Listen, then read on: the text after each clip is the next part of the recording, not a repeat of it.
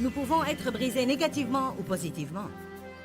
Nous devons enseigner la parole de Dieu dans sa totalité et la parole doit être enseignée d'une façon équilibrée pour que les gens sachent que recevoir et sachent à quoi résister. Restez avec nous dans Jouissez de votre vie.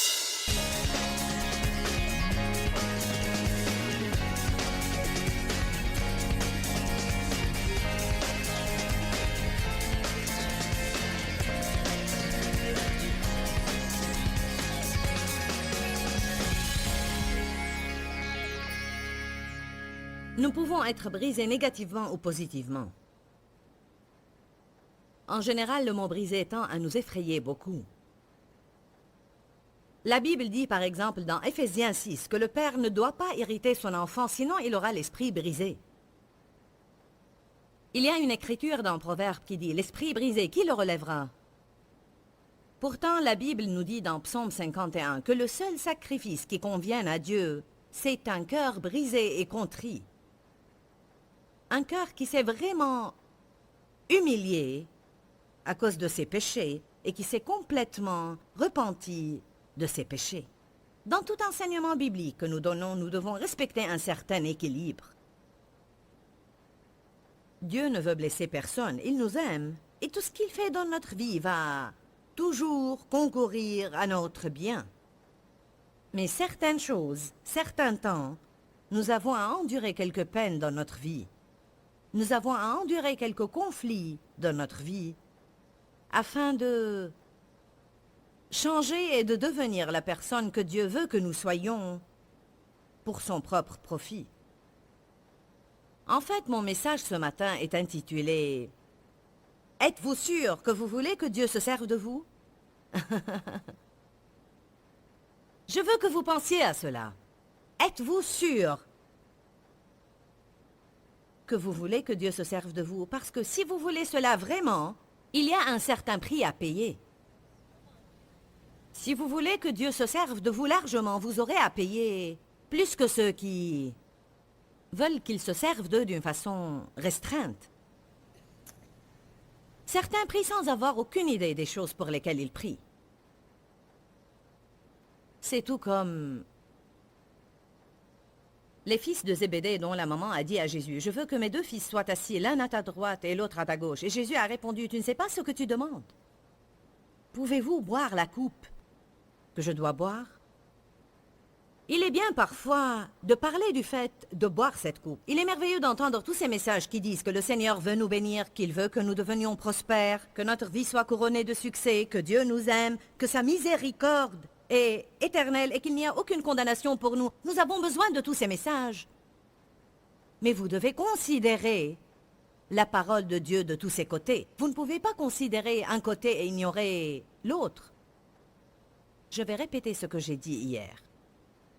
Cette série de messages ou des enseignements pareils, si vous ne les comprenez pas et vous ne les recevez pas, ou bien si vous les comprenez, vous pouvez les comprendre sans vouloir les recevoir. Certaines personnes n'ont jamais reçu un tel enseignement, alors ils ne comprennent pas ce qui se passe dans leur vie. Ils vivent tout le temps dans la confusion, car ils ont entendu parler de la terre promise, mais il ne semble pas qu'ils vont l'atteindre. Ils ne comprennent pas, ils passent toute leur vie à penser « Quel est mon problème? J'ai suffisamment de foi. Quel est mon problème? » Notre problème est que la plupart des chrétiens ne grandissent jamais. Nous ne pouvons pas vivre selon la chair et rester bébés dans la foi. Comme j'ai dit hier, les bébés sont mignons, mais la puissance n'est pas libérée aux bébés. Amen. Chacun de nous a un héritage que Dieu lui a mis de côté et qui est acheté par le sang de Jésus. Il est déjà déposé à la banque céleste. Le Saint-Esprit, qui est le tuteur responsable de mon héritage, attend le moment où il me le libérera tout entier. Jésus a dit, je vais vous envoyer le Saint-Esprit et il va transmettre à votre compte tout ce que le Père m'a donné. Il a dit, tout ce que le Père a est à moi, je veux que vous l'ayez et je vais envoyer le Saint-Esprit pour vous le transmettre à son tour. Mais Dieu nous aime tellement qu'il nous a bénis au-delà de ce que nous pouvons concevoir. Pourquoi vous ne permettez pas à vos enfants de jouer avec l'électricité? Pour ne pas se faire mal. Pourquoi vous ne donnez pas les clés de la voiture à un enfant de 10 ans? Pour ne pas se faire mal. Nous avons parfois à retenir les bénédictions par amour. tout comme nous bénissons par amour. Ma fille a dit ce matin, après avoir reçu les offrandes, qu'elle prie toujours et demande au Seigneur de ne pas la bénir au-delà de ce qu'elle peut supporter. Et je crois que Sandy prie cette prière non seulement parce que Dieu l'a guidée à le faire, mais aussi parce qu'elle m'a entendu enseigner cela et le dire dans ma vie. Vos enfants vont croire ce que vous dites. Vous devez apprendre à vos enfants de ne pas être axés sur les choses, mais de vouloir grandir et être tout ce que Dieu veut qu'ils soient. Oui, Seigneur, je veux être béni. Je prie maintenant pour que le Seigneur me donne la capacité de bénir les autres d'une façon radicale, mais je ne veux pas que Dieu me donne plus que ce que j'ai si je ne peux pas m'en occuper. Alors nous ne pouvons pas être bénis, bénis, bénis, bénis, bénis matériellement, alors que notre vie spirituelle est toujours là. Parce que ça va résulter évidemment en un problème. Alors je vous dis que nous pouvons être brisés. En fait, il y a un livre intitulé « Briser positivement » et j'aime beaucoup cela. Briser positivement, c'est exactement ce dont nous avons besoin. Nous ne devons pas être brisés négativement. Dieu guérit ceux qui ont le cœur brisé, ceux qui ont été blessés et maltraités par les autres. Dieu les guérit, il nous donne la beauté au lieu des cendres. Mais pourtant, il faut que nous soyons brisés dans notre vie. J'ai dit l'autre fois que nous devons avoir le cœur vraiment brisé afin de détester ce que le Seigneur déteste, de ne pas vouloir ce que le Seigneur ne veut pas, d'abhorrer le mal, et que tout ce qui est vraiment dégoûtant pour Dieu nous devienne dégoûtant et détestable également. La Bible dit par exemple que consulter un médium ou un voyant pour avoir des informations est une abomination aux yeux de l'Éternel. Vous ne pouvez pas jouer au feu sans vous brûler. Il faut qu'on se débarrasse des compromis dans notre vie. Amen. Dans le psaume 51, je vais vous donner un bref aperçu de ce qui se passait. David avait commis un grand péché en commettant un adultère avec une femme appelée Bathsheba et en envoyant son mari au combat pour être tué parce qu'il voulait la femme. Elle était tombée enceinte et David ne savait que faire. Elle n'était pas enceinte de son mari car il était au combat où David l'avait envoyé. En fait, vous pouvez tous lire 2 Samuel, dans lequel j'ai trouvé quelque chose d'intéressant dont je n'ai jamais fait mention avant. La Bible dit, au temps où les rois ont coutume de partir en guerre, David envoya ses officiers en campagne et il est resté à Jérusalem. Et il a vu Bathsheba. S'il avait été là où Dieu voulait qu'il soit, il aurait évité tous ces ennuis. Il était au mauvais endroit, au mauvais moment. J'aime cela. Au temps où les rois ont coutume de partir en guerre, David resta chez lui.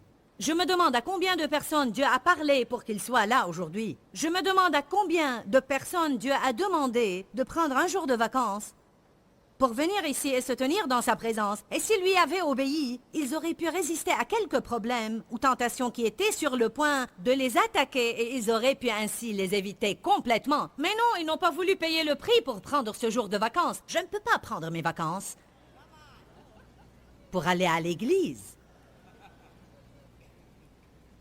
Soyez là où Dieu vous demande d'être et au moment qu'il précise. Souvent, nous trouvons une grande protection en cela. Mais parce qu'il était au mauvais endroit et au mauvais moment, parce qu'il ne faisait pas ce qu'il était supposé faire, il a attribué sa responsabilité à quelqu'un d'autre. Je vais rester chez moi et qu'ils fassent eux-mêmes la guerre. Lors de la tentation, il n'a pas pu résister. Et puis, il s'est fait prendre parce qu'elle est tombée enceinte. Et là, il s'est laissé entraîner dans le niveau suivant du péché. Quand quelqu'un commet un péché, souvent il se laissera entraîner vers le niveau suivant de péché pour dissimuler ce niveau de péché.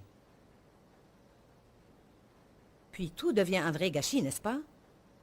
Alors il avait envoyé le mari au combat pour être tué. Et après la naissance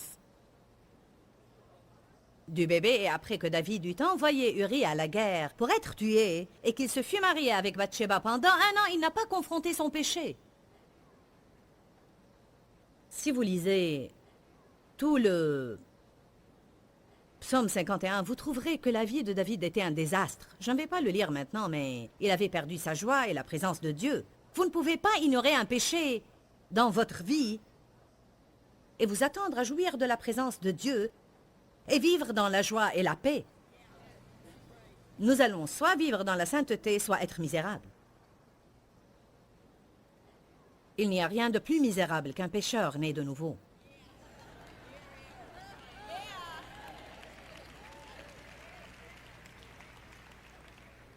Un pécheur qui ne connaît pas Jésus n'est pas aussi misérable qu'une personne née de nouveau qui continue à vivre dans le péché. Nous commettons des erreurs. Je ne parle pas de cela, mais plutôt je parle de ceux qui font beaucoup de compromis dans leur vie et ils en sont conscients, mais ils pensent qu'il n'y aura aucune conséquence. Les yeux de l'Éternel sont sur nous tout le temps et on ne peut rien lui cacher. Et toute œuvre secrète sera amenée un jour en jugement. Nous devons commencer à vivre comme si nous croyions vraiment que le jour du jugement va venir.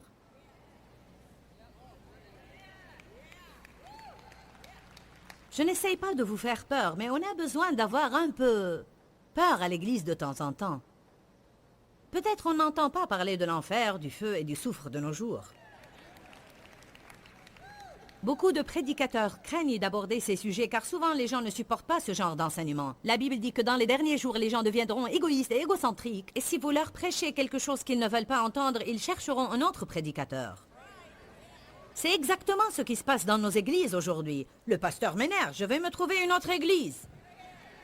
La Bible dit ils auront la démangeaison d'entendre des messages qui leur permettront de continuer à vivre selon la chair. J'ai la bonne congrégation aujourd'hui. Vous avez soif de la parole. Puisque vous avez pris des vacances pour être là, je ne dois pas me soucier de ce que je vous dis, n'est-ce pas?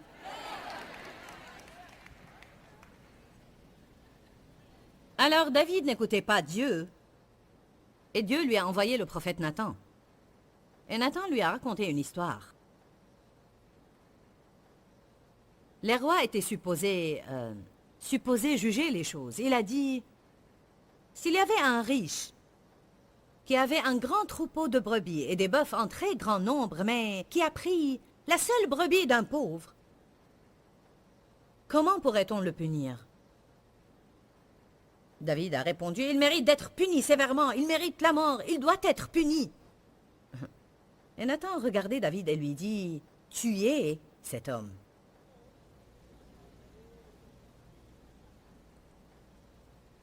À ce moment-là, le cœur de David fut brisé devant l'Éternel. Car si vraiment nous regardons à la laideur des choses que nous faisons, c'est à ce moment-là que nous aurons le cœur brisé, que nous nous humilierons devant l'Éternel et que nous nous repentirons de nos péchés. Ne pensez pas que le péché est un oups. Puis après, David commence à se repentir dans le psaume 51. Puis il dit dans le verset 18 et le verset 19, « Car tu ne prends aucun plaisir au sacrifice, et tu ne prends point plaisir aux holocaustes. Mon sacrifice, le seul sacrifice qui est agréable à Dieu, c'est un esprit brisé, un cœur brisé et contrit par la reconnaissance de mon péché et qui se tourne vers toi repentant. Ô Dieu, tu ne refuses pas un cœur brisé. » Les gens au début sont insensibles, opiniâtres, rebelles et entêtés. Je répète cela, insensibles, opiniâtres, rebelles et entêtés. Avez-vous jamais dit quelque chose à vos enfants et ils ont fait ça, la rébellion? Amen. Alors on doit se libérer de cette attitude. Nous devons en arriver au point où nous devenons sensibles à Dieu et nous répondons à son appel. Allez à 2 Corinthiens 7. J'aime vraiment ces versets dans 2 Corinthiens 7, 8, 18. Il s'agit d'une lettre que Paul a écrite pour corriger l'Église. Mais écoutez cela. « Quoique je vous ai attristé par ma lettre », je suis au chapitre 7. 2 Corinthiens 7, verset 8.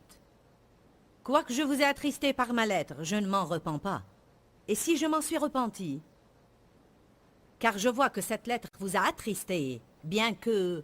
momentanément, aviez-vous jamais à confronter quelqu'un sévèrement et vous avez dit tout de suite Si seulement je n'avais pas à faire cela, peut-être je ne devais pas faire cela. Je sais que je l'ai blessé, mais je ne voulais pas le blesser, j'essayais de l'aider. Et plus tard, vous voyez des changements positifs dans la vie de cette personne et vous vous réjouissez d'avoir fait ce que vous avez fait. Puis Paul a dit, je ne le regrette pas maintenant. Je l'ai regretté au début, mais maintenant non. Verset 9. Je me réjouis à cette heure, non pas de ce que vous avez été attristé, mais de ce que votre tristesse vous a porté à la repentance. Car vous avez été attristés selon Dieu, afin de ne recevoir de notre part aucun dommage et aucun tort. Faites attention au verset 10. La tristesse selon Dieu. Dites tous, la tristesse selon Dieu.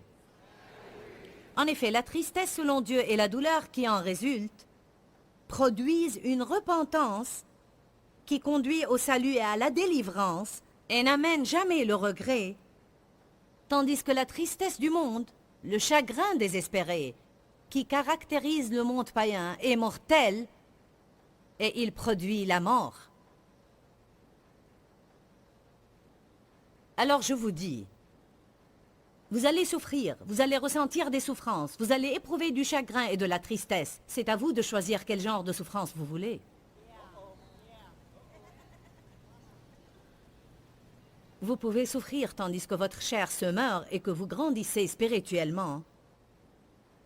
Ou bien vous pouvez souffrir interminablement parce que vous vivez tout le temps selon la chair et parce que vous allez toujours récolter ce que vous avez semé. Combien d'entre vous comprennent cela? Nous pouvons souffrir négativement ou positivement. Nous pouvons être brisés négativement ou positivement. Nous devons enseigner la parole de Dieu dans sa totalité, et la parole doit être enseignée d'une façon équilibrée pour que les gens sachent que recevoir et sachent à quoi résister. Il y a un temps pour résister au diable, mais parfois, si nous n'avons pas reçu la bonne doctrine, nous croyons que nous ne devons jamais nous sentir incommodés, jamais supporter quelque chose de difficile et jamais endurer. Alors on pourrait passer toute notre vie à se débattre avec ce que nous croyons être l'ennemi, alors que nous nous débattons avec Dieu. Il y a certaines choses que nous devons accepter et passer par.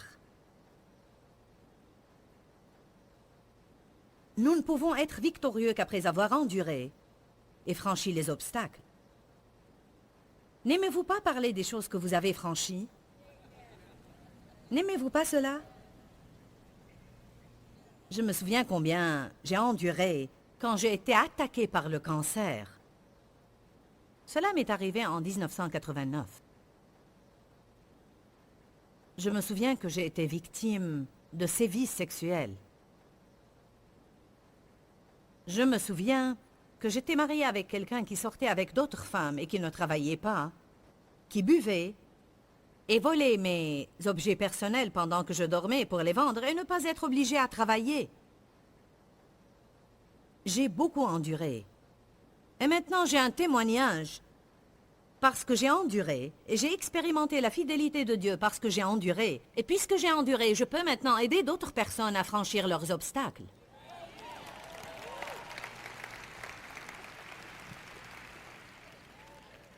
Il vous est très bon de m'écouter témoigner de ce que j'ai enduré, mais vous n'étiez pas là quand j'ai enduré. Ce n'était pas du tout amusant. Amen. Les choses que le Seigneur a à couper de notre vie sont celles qui deviennent finalement notre témoignage. Vous savez cela? Il dit dans le verset 11, « Vous pouvez regarder en arrière maintenant et voir quel empressement cette même tristesse selon Dieu a produit en vous. » Combien d'entre vous peuvent repenser maintenant aux plus grandes difficultés qu'ils ont endurées dans leur vie? Et ils savent que c'est ce qui les a rendus plus forts en Dieu. Alléluia. Merci Seigneur pour ces expériences. Je vais parler maintenant de l'écrasement. Jean chapitre 15, verset 1. « Je suis le vrai cep et mon père est le vigneron. Tout sarment en moi, c'est-à-dire tout croyant. Tout sarment en moi veut dire tout croyant. Et qui ne porte pas de fruits. Vous voyez, pas tout croyant porte des fruits. Et Dieu nous a appelés à porter des fruits. La Bible dit, mon Père sera glorifié et honoré si vous produisez du fruit en abondance. Tout sarment en moi qui ne porte pas de fruits, qui arrête de porter des fruits, il le retranche et le coupe. Et tout sarment qui porte du fruit, il l'émonde et le taille afin qu'il porte un fruit encore plus abondant, plus riche et plus excellent aussi. Vous aussi, vous avez déjà été purifiés à cause de la parole que je vous ai annoncée, grâce à l'enseignement que je vous ai donné. Bien, laissez-moi clarifier cela, parce que beaucoup de personnes résisteraient à ce message sur la crucifixion de la chair, en disant c'est la parole qui fait tout le travail nécessaire dans notre vie. Dieu est bon, et ce n'est pas lui qui fait de sorte que nous endurions toutes ces difficultés. Pour dire vrai, c'est notre stupidité qui nous cause toutes ces difficultés. Mais il est vrai que Dieu pourrait nous libérer de toutes choses, et à n'importe quel moment, mais pourtant il choisit souvent de ne pas nous libérer tout de suite. Mais de nous laisser passer par certaines choses, parce qu'il sait que bien que nous avions la parole, nous n'avons pas écouté la parole. Qui ici préférerait que ses enfants fassent les choses juste pour lui obéir? Combien de fois nous disons « Pourquoi vous n'écoutez pas ce que nous disons? Pourquoi vous m'obligez à vous priver de vos privilèges? Pourquoi vous m'obligez à vous priver de sortir le week-end alors que je voudrais vous voir en train de vous amuser? » Alors Dieu nous donne sa parole au début, mais si cela ne marche pas, alors il touchera à nos circonstances. Tout sarment en moi qui ne porte pas de fruits, il le retranche. Remerciez Dieu quand il vous confronte. Il n'est pas étonnant que la Bible dise « Ne résistez pas au châtiment de Dieu ». Quand Dieu vous confronte, vous pouvez faire deux choses. Soit recevoir ce qu'il vous dit en tant qu'homme et femme de Dieu, soit fuir pour soi-disant soulager votre peine. Mais à ce moment-là, votre douleur va s'aggraver. Est-ce que c'est clair? Amen. N'oubliez pas, ce message est intitulé « Il nous blesse afin de nous guérir ». La seule raison pour laquelle cela se passe, c'est nous élever pour atteindre une meilleure position, parce que Dieu veut vous faire prospérer. Vous savez que Dieu veut que vous soyez riche? Vous me comprenez? Il ne veut pas que les pécheurs soient les plus riches. Il ne veut pas que les pécheurs conduisent les nouvelles voitures, portent les beaux vêtements et vivent dans les belles maisons. Contrairement à ce que certains croient, les chrétiens ne sont pas supposés être misérables.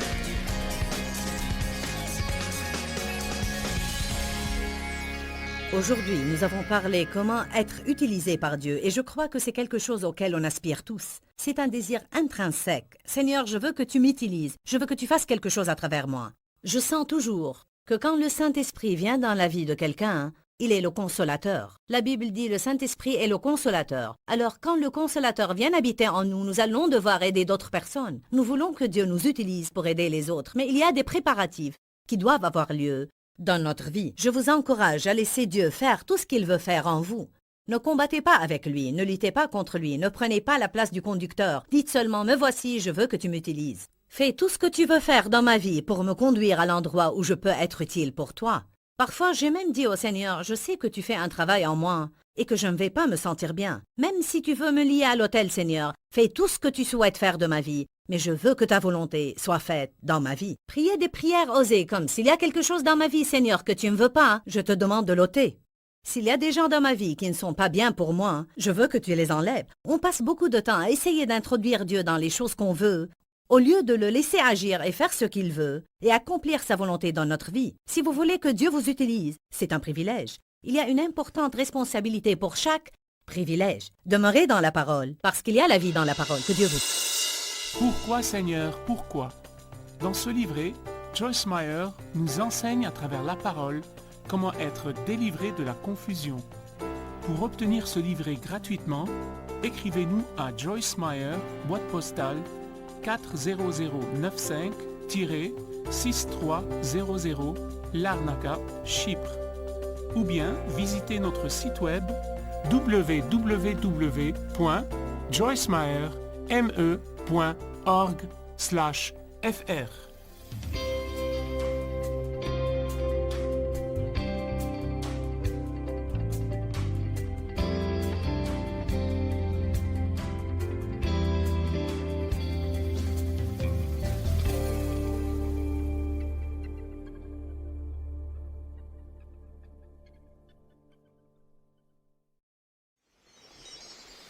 Si vous vous intéressez assez à l'onction du Seigneur, assez à sa paix, assez à sa puissance, assez à sa joie et aux bénédictions de Dieu sur votre vie, ces gens vont vous envier et voudront avoir ce que vous possédez. Restez avec nous dans Jouissez de votre vie.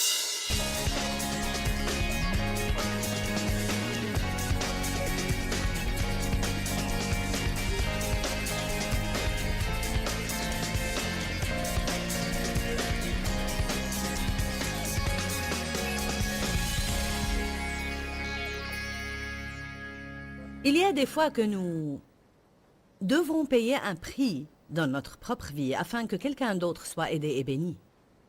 Ce que nous pouvons passer par parfois n'a pas grand-chose à voir avec nous. Mais nous passons par pour que quelqu'un en bénéficie. Si tu veux être utilisé par Dieu, tu dois passer par certaines choses afin que Dieu t'implique dans des situations où quelqu'un d'autre peut être sauvé. Tu es déjà sauvé. Tu n'as pas besoin de faire les choses dont je parle afin d'être sauvé, ni de mûrir spirituellement pour être sauvé. Notre salut n'est point par les œuvres. Aujourd'hui, je vous parle des fruits et des œuvres. Mais votre salut n'est point par les œuvres, mais par la grâce. La grâce est un don gratuit. Mon nom est inscrit dans le livre de vie de l'agneau, car j'ai accepté Christ comme mon sauveur. Je crois qu'il est mort sur la croix pour moi. Je crois qu'il a payé le prix pour le pardon de mes péchés. Il est l'unique sacrifice accepté pour payer le prix de mes péchés. Mais beaucoup de gens s'arrêtent juste à ce niveau-là. Ils se contentent de leurs autocollants, de leurs pins de Jésus et de leurs baladeurs, et c'est tout ce qu'ils ont.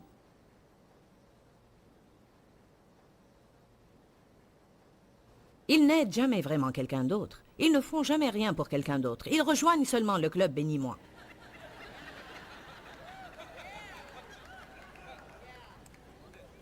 Bien, je suis venu pour obtenir ma bénédiction.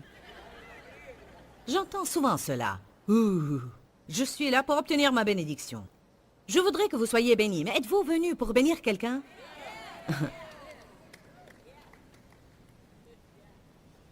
Merci, Seigneur. Quand est-ce que nous allons finir avec ce mode de moi, moi, moi, moi? Dieu voudrait t'utiliser pour aider les autres. S'il n'avait pas un but pour toi, il t'aurait déjà sorti d'ici. Ne sois pas ici pour occuper une place.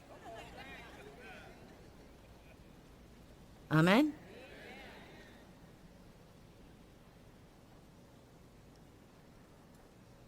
Dans Ésaïe 53, 4 et 5, je voudrais qu'on regarde ensemble cela, parce que cela donne un aperçu de ce dont je vous parle. Regardez ça, Ésaïe 53, 4 et 5. Certes, il a porté nos souffrances, nos maladies, nos faiblesses et nos afflictions, et il s'est chargé de nos chagrins, de nos douleurs et de nos punitions. Et nous l'avons considéré comme atteint d'une plaie, comme frappé par Dieu et humilié. Mais il était transpercé à cause de nos crimes, écrasé à cause de nos fautes et nos iniquités. Le châtiment qui était nécessaire pour que nous obtenions la paix et le repos est tombé sur lui, et c'est par ses meurtrissures et par ses blessures que nous sommes guéris et rétablis. Jésus a dit, « Suivez mon exemple et faites ce que j'ai fait. » L'apôtre Paul dit dans plusieurs épîtres que les choses qu'il passait par étaient pour le bénéfice d'autres croyants. Paul a été appelé pour accomplir une mission pour Dieu. Il n'avait pas à dire oui. Il pouvait dire non, je ne veux pas faire ça. Mais le jour où le Seigneur lui est apparu sur la route de Damas, et la puissance de Dieu l'a renversé de sur son cheval, il a dit, « Maître, que veux-tu que je fasse ?» Et c'est ce que le Seigneur va entendre de nous.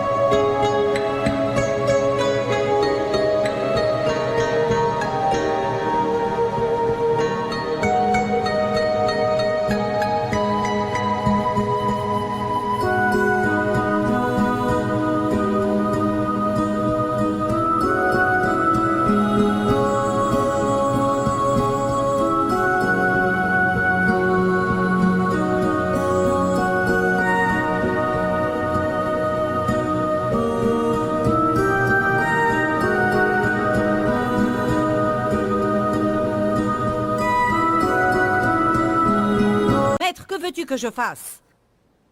Me voici, Seigneur, envoie-moi. Fais ce que tu veux de ma vie dans le but de m'utiliser. Je te demande aujourd'hui, veux-tu vraiment que Dieu t'utilise? Je ne pense pas que le Seigneur veut une poignée de gens à travers lesquels il peut travailler. Il veut œuvrer à travers tout le monde. Vous avez tous un endroit duquel prêcher. Ça pourrait être votre chantier de construction ou votre bureau de travail. Il ne s'agit pas seulement de ce qui se passe sur la plateforme. Nous équipons le corps de Christ afin qu'il sorte et fasse le vrai travail du ministère. La plupart des gens qui ont besoin d'aide ne se trouvent pas ici aujourd'hui. Mais vous savez, si vous vous intéressez assez à l'onction du Seigneur, assez à sa paix, assez à sa puissance, assez à sa joie et aux bénédictions de Dieu sur votre vie, ces gens vont vous envier et voudront avoir ce que vous possédez.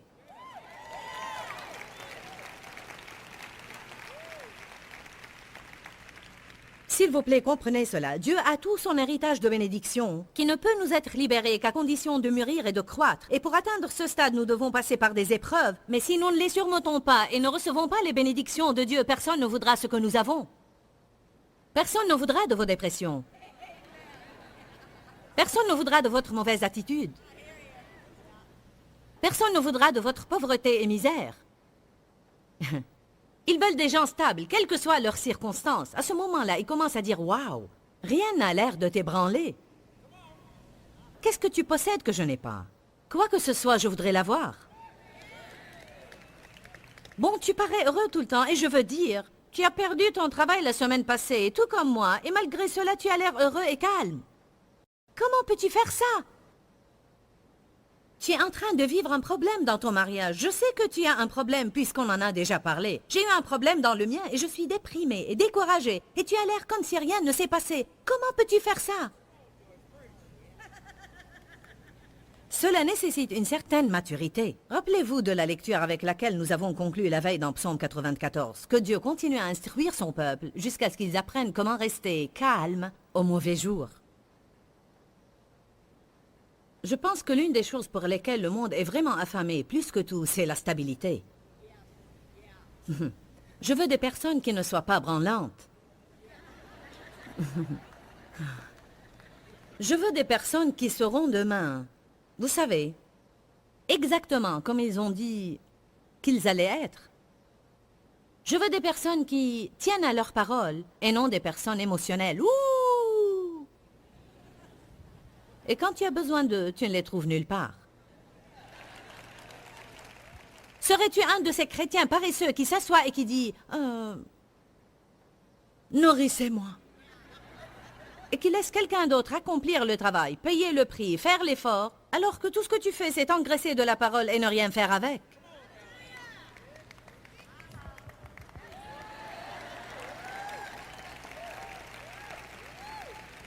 Vous savez pourquoi je vous dis cela? Parce que vous ne serez pas heureux.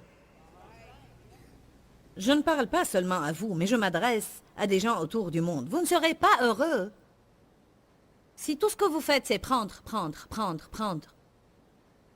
Il y a des preneurs et des donneurs dans le monde. Et j'ai passé beaucoup de temps dans ma vie à prendre. Et j'ai tenu tous les autres responsables de ma joie. Dave et moi sommes mariés, et ils devaient me rendre heureuse. Et c'est ce qui fait que les gens divorcent, le saviez-vous? Car vous épousez quelqu'un et vous lui attribuez la responsabilité de vous rendre heureux. Je voudrais vous dire aujourd'hui que votre joie est de votre propre responsabilité. Ce n'est pas le travail de quelqu'un d'autre de vous rendre et vous garder heureux.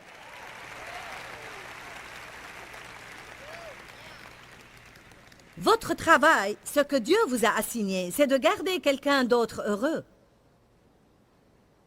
Si tu disais chaque jour, que puis-je faire pour toi? Comment pourrais-je être une bénédiction pour mon époux? Que puis-je faire pour mon pasteur? Que puis-je faire pour mes amis? Comment pourrais-je être une bénédiction pour les gens avec qui je travaille? Ah, je vous dis, vous parlez de changement radical, intégral et rapide dans votre vie. C'est ce que Dieu attend de vous. Eh bien, qui va prendre soin de moi? Ah, Dieu! Quelqu'un que nous appelons Dieu. Amen.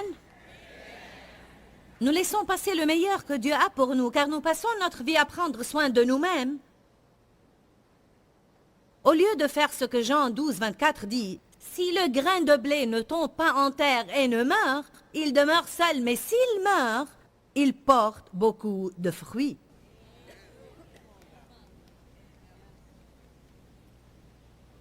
C'est une écriture merveilleuse. Jean 15, 13 dit « Nul n'a plus grand amour que celui-ci, donner sa vie pour ses amis. » Ça ne veut pas dire donner sa vie et mourir. Ça peut mener à cela, mais en vérité, ça parle de s'oublier soi-même, ne pas mener une vie égocentrique et faire son possible pour aider les autres. Et quand tu fais ça, tu plantes une graine. Planter une graine, planter une graine, planter une graine. Un couple qui travaille pour nous se donne vraiment pour les autres. Et ils ont un témoignage magnifique. Ils se sont rencontrés dans une maison close où la fille était une prostituée et il était venu là pour ses propres affaires. Ils se sont rencontrés comme ça. Ils se sont aimés, mariés et ont été sauvés. Ils ont commencé à regarder notre programme, écouter nos cassettes d'enseignement et ont fini par avoir un changement majeur dans leur vie. Ils sont venus à Saint Louis, ont travaillé avec nous, et ils ont commencé dans un petit département quelque part. Et maintenant, ils sont tous deux dirigeants. Ils vont à l'église dans une petite ville à Saint Louis, Dream Center, où on peut atteindre beaucoup de personnes blessées. Et un des ministères dans lequel elle est impliquée, c'est le ministère du vendredi soir pour les prostituées. Ils sortent dans les rues, dans une limousine que quelqu'un a donnée pour le ministère, et ils s'arrêtent à côté de la rue où les prostituées sont. Ils sortent et commencent à leur donner des roses et à leur dire combien le Seigneur éternel les aime.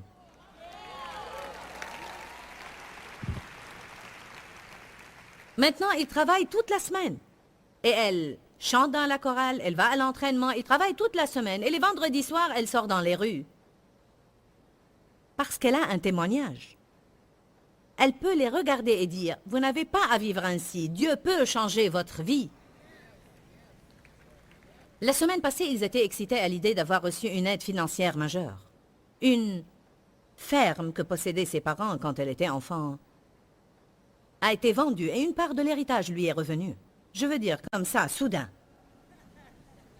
Alléluia.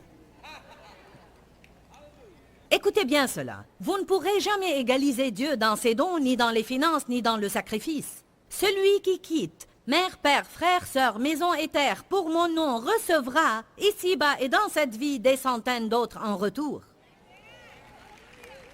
Quelques-uns parmi nous ne veulent même pas abandonner un ami qui vous pompe la vie. Il vous vole parce qu'il n'est pas là où vous êtes spirituellement et vous le laissez vous épuiser seulement parce que vous ne voulez pas passer une nuit seul chez vous. Mais si vous plantez cela comme une graine, Dieu peut vous donner beaucoup d'autres amis, de bons amis. Mais il faut que vous passiez par.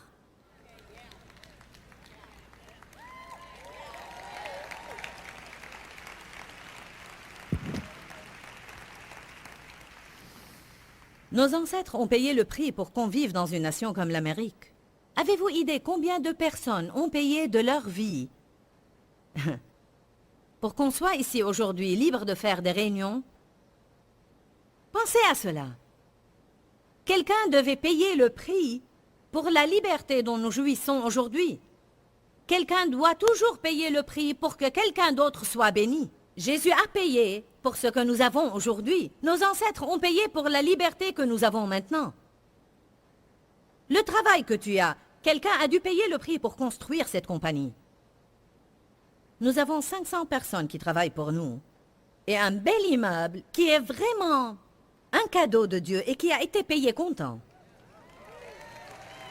Je vais vous dire pourquoi nos employés aiment venir au travail dans ce lieu, parce qu'il est bon de travailler dans cet endroit et ils ont un bon travail. On les paye bien et ils ont une bonne assurance. Et ils aiment ça.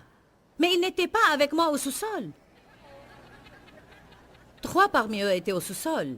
3 personnes ont commencé avec nous. Et ils sont toujours là. Mais beaucoup de gens viennent et ils ont un travail dans la vie, dans la parole, et ils jouissent de tous les bénéfices d'un prix qu'a payé quelqu'un d'autre. Vous savez que Dave a payé le prix pour que je fasse cela? Parce que Dave a dû m'endurer durant les années difficiles. Il a dû endurer à travers ces années lorsque je n'étais pas du tout bonne avec lui.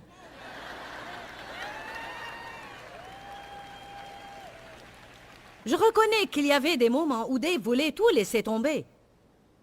Il m'a dit que les 3 premières années, il y avait des moments où il sortait et s'asseyait dans sa voiture et pleurait car il ne savait plus quoi faire. Je me fâchais contre lui pendant 3 semaines. Aucun mot.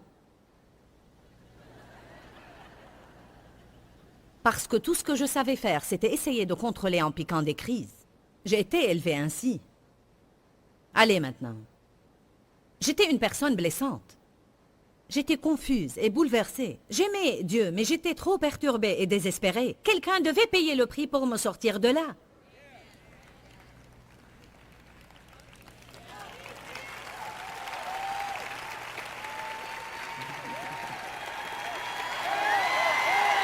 Uh-oh.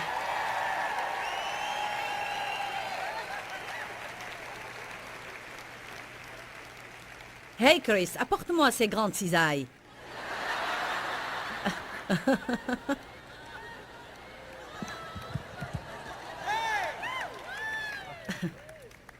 Vous savez, Dave m'a dit plusieurs fois, Dieu m'a mis dans ta vie pour crucifier ta chair.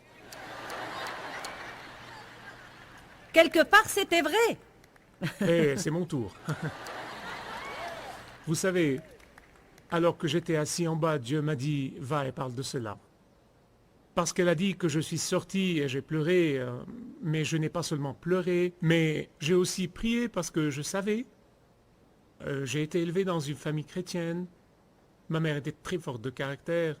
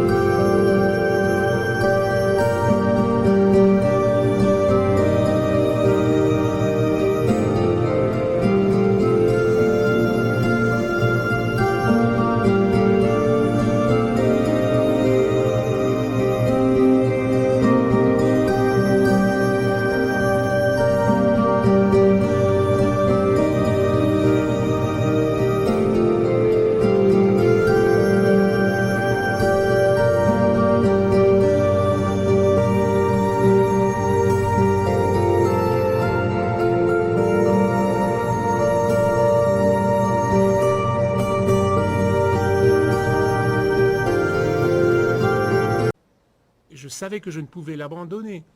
Beaucoup de personnes fuiraient dans de telles situations. Et voilà ce que le Seigneur voulait que je partage. D'autre part, il y avait une bénédiction. Voici la bénédiction, d'accord? Mais beaucoup de personnes passent à côté de leur bénédiction parce qu'ils ne restent pas forts pendant ces périodes. Oui, j'ai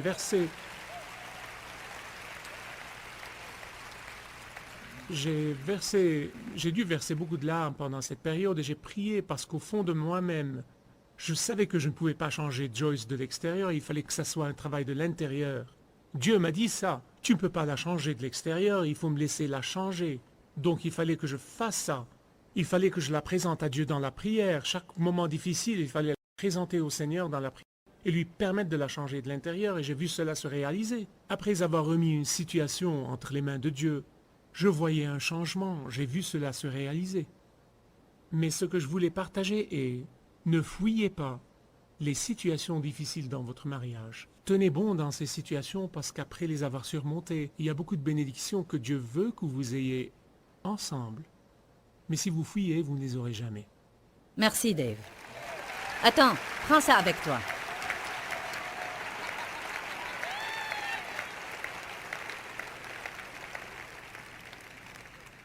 Une des choses que Dave a faites au départ et qui a vraiment crucifié ma chair était que quelle que soit ma colère, il ne me laissait pas lui voler sa joie. Et même à ce moment-là, il était stable, mais sa stabilité me tuait.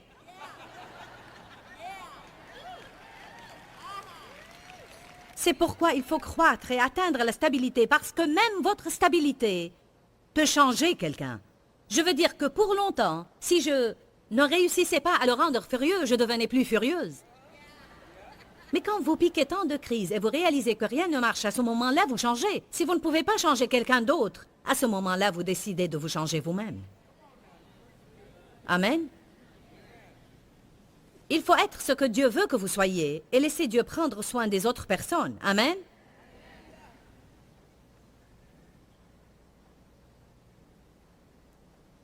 Quel est le prix que nous payons parfois, même dans le ministère? Si vous voulez être utilisé par Dieu, quel est le prix que vous devez payer? Parfois, je dois travailler beaucoup alors que d'autres personnes jouent. Et je ne proteste pas. Je suis béni et privilégié, mais si vraiment tu vas être utilisé par Dieu, il faut que tu travailles. Ce n'est pas une question de quelqu'un qui impose les mains sur toi et tu reçois l'onction. Je n'ai pas écrit 52 livres en 8 ans en m'étendant sur un canapé et regardant la télé. La Bible dit « Dieu bénira le travail de vos mains ». Probablement que vous ne voulez même pas voir mon planning pour le reste de l'année. Je ne veux même pas le voir moi-même. Encore un prix que vous devez payer, si vous voulez être utilisé par Dieu, c'est d'être jugé.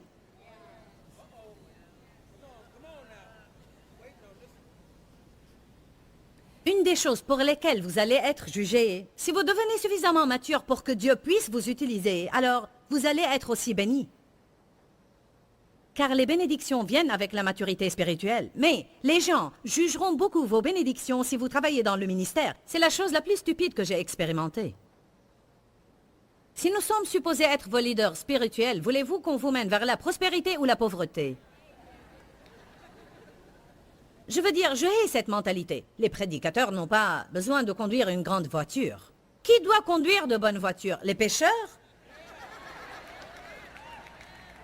Qui doit porter de jolis vêtements? Les gens qui visitent les médiums, les gourous et les voyants pour avoir leurs informations? Ou les gens qui se lèvent et se prosternent tous les matins et demandent l'instruction de Dieu?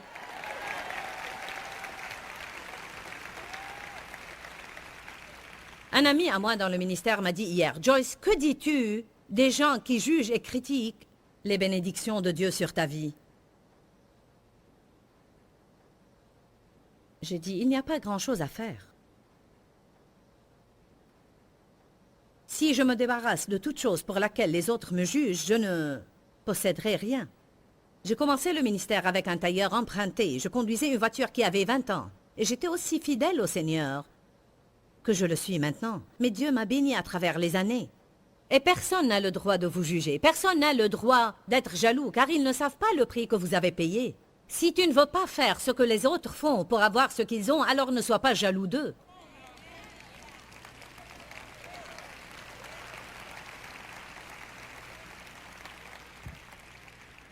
Allez avec moi à 1 Corinthiens chapitre 4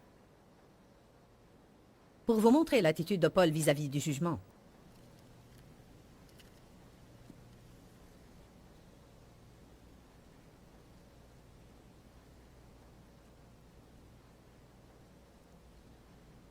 Si vous lisez les versets 1 et 2, vous réaliserez que Paul a été jugé. Dans le verset 3, il dit, « Pour moi, personnellement, il m'importe fort peu d'être jugé et d'être critiqué par vous, et peu m'importe d'être jugé ou questionné par n'importe quelle juridiction humaine. Bien plus, je ne me juge pas non plus moi-même. » Paul est en train de dire, qu'est-ce qu'il veut dire par là? Peu importe ce que vous pensez, parce que je sais bien que mon cœur est juste devant Dieu. Peu importe ce que vous pensez, parce que je sais bien que mon cœur est juste devant Dieu. La Bible dit, il ne faut pas qu'on soit une pierre d'achoppement pour les autres.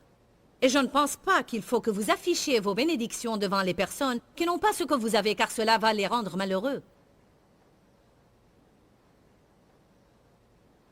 Vous ne pouvez pas être affecté outre mesure par le jugement des autres. Dans Galates 6,17, Paul dit « Dorénavant, que personne ne me fasse de la peine, car je porte dans mon corps les marques de Jésus-Christ. » Il a payé le prix. Amen. Je pense à un autre prix que vous devez payer si vous voulez être utilisé dans le ministère, et c'est que votre niveau privé va être ramené à zéro. Bien que je sois une personne extrêmement ouverte, il y a des choses que je souhaite garder privées dans ma vie. Il y a des gens qui veulent prendre des photos de ma maison. Et moi, que faites-vous là? Je veux dire, je comprends tout cela et je ne dis pas que cela me dérange, mais je veux seulement dire que vous allez avoir un autre style de vie si vous voulez être utilisé par Dieu. Ma question est, voulez-vous vraiment être utilisé par Dieu? Comment voulez-vous être utilisé par Dieu? Voulez-vous être utilisé un peu ou beaucoup? Voulez-vous être utilisé dans votre entourage ou autour du monde? Je me rappelle, alors que je conduisais à travers ma petite ville à Fenton, c'était avant que j'aie un grand ministère. Je faisais des études bibliques à cette époque. Et j'avais le désir d'aller partout dans le monde et prêcher. J'ai dit, Seigneur, je t'en prie, je veux voyager et prêcher. Seigneur, je t'en prie, je veux prêcher au moins 12 fois par mois. S'il te plaît, Seigneur. Aujourd'hui, nous avons parlé comment être utilisé par Dieu et je crois que c'est quelque chose auquel on aspire tous. C'est un désir intrinsèque. Seigneur, je veux que tu m'utilises. Je veux que tu fasses quelque chose à travers moi.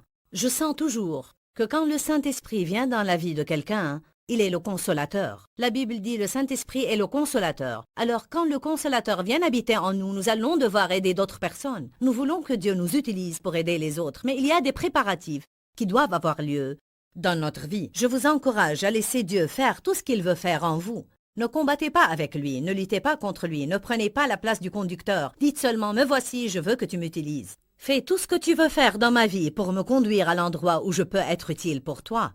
Parfois, j'ai même dit au Seigneur, je sais que tu fais un travail en moi et que je ne vais pas me sentir bien. Même si tu veux me lier à l'autel, Seigneur, fais tout ce que tu souhaites faire de ma vie, mais je veux que ta volonté soit faite dans ma vie. Priez des prières osées comme s'il y a quelque chose dans ma vie, Seigneur, que tu ne veux pas, je te demande de l'ôter.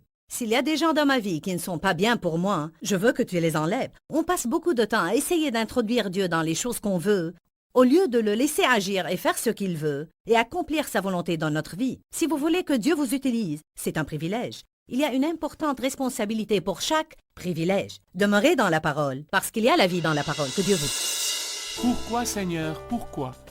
Dans ce livret, Joyce Meyer nous enseigne à travers la parole comment être délivré de la confusion. Pour obtenir ce livret gratuitement, écrivez-nous à Joyce Meyer, boîte postale 40095-6300 Larnaca, Chypre. Ou bien visitez notre site web www.joycemeyer.org/fr.